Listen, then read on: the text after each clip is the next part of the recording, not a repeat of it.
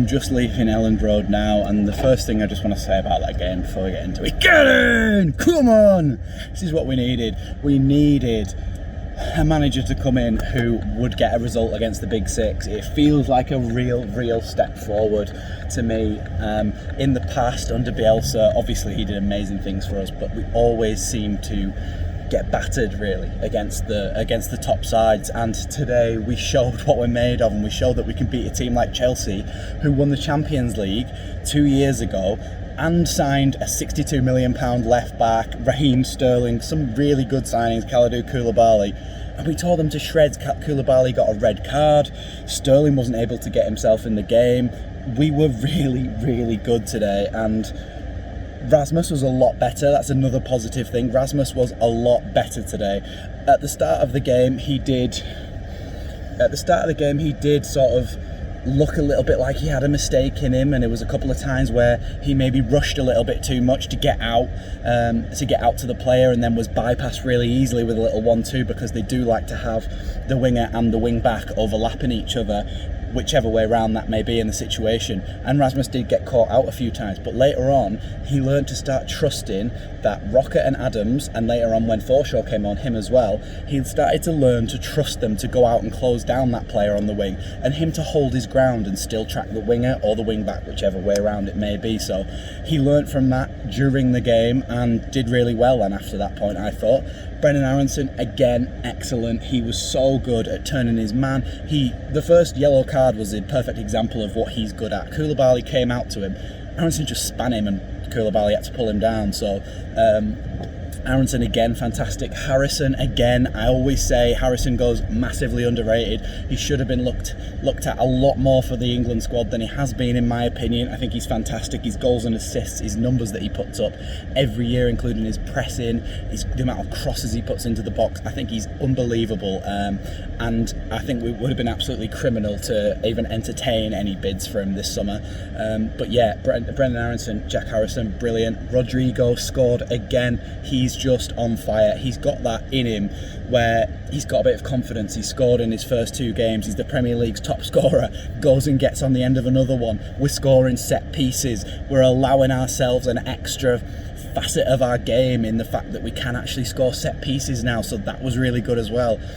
Chelsea honestly looked like they were out of ideas, and like I talked about, all the transfers they've brought in, they've got a good manager who's admittedly lost his head a little bit at the moment, but we won't talk about that in today's video. But they were shocking really. They just looked like they weren't capable of creating anything. They would pass it around the box and Leeds would hold out, Leeds would get the ball and attack again. Tyler Adams was brilliant as well. The amount of times Tyler Adams recovered the ball in there, it just felt like every time Chelsea had the ball in midfield, Tyler Adams was just buzzing around them at all times. He was unbelievable today. Meslier, a lot of their attacks turned out to be offside, but some of the saves he pulled off before he knew that it was going to be offside, world-class saves, unbelievable. Diego Llorente with that chest clearance at the end, I thought to myself, that is completely unorthodox but completely vintage Llorente. So it did the job. Robin Koch was good as well. Pascal Struijk had a much better game in possession and out of possession, did really well in there. I thought Leeds were absolutely fantastic today. We barely gave away chances. The only one where they maybe should have scored was when Mason Mount went through and Meslier pulled off another brilliant save, but that is what you have a really good goalkeeper for. If you've made a mistake or your defence gets bypassed, it happens sometimes, especially playing against some world-class players. If they go past you, you still have that last line of defence in having a brilliant young goalkeeper like Ilyan Meslier.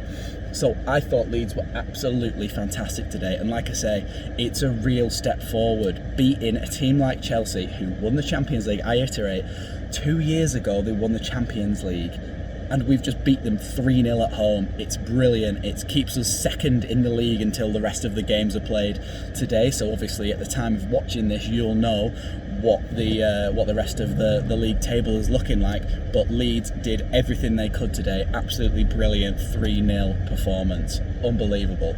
I'm going to leave it at that. I don't want to talk about I couldn't really find any negatives other than what Christensen turned into a positive. So I think they were excellent today. I love the fact that the old Calvin Phillips yeah thing that he does to the crowd has now been taken over by Elland Road, which was a bit of a thing that Jesse Marsh pushed him to do when everybody was asking for it.